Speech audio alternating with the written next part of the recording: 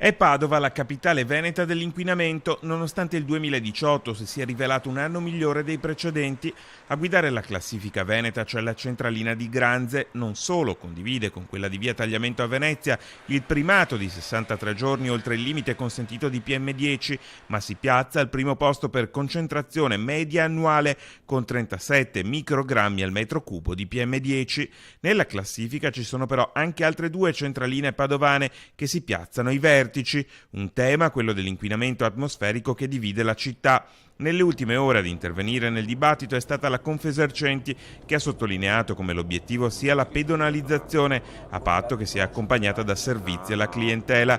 Per quanto riguarda la demonizzazione delle auto, hanno sottolineato i rappresentanti dei commercianti, è giusto ricordare che l'alta percentuale di polvere sottili connesse al traffico su strada non dipende solo dai gas di scarico dei veicoli. Il blocco delle auto non serve a niente se è l'unica misura anti-inquinamento, sicuramente una tutela agli amministratori che in questo modo non incorrono in sanzioni. Corriamo però il rischio di girare attorno al problema, scrivono ancora i commercianti, e non trovare le soluzioni. A quanto pare una soluzione che garantisca la salute di tutti e provi a far andare tutti d'accordo è diventata invece improrogabile.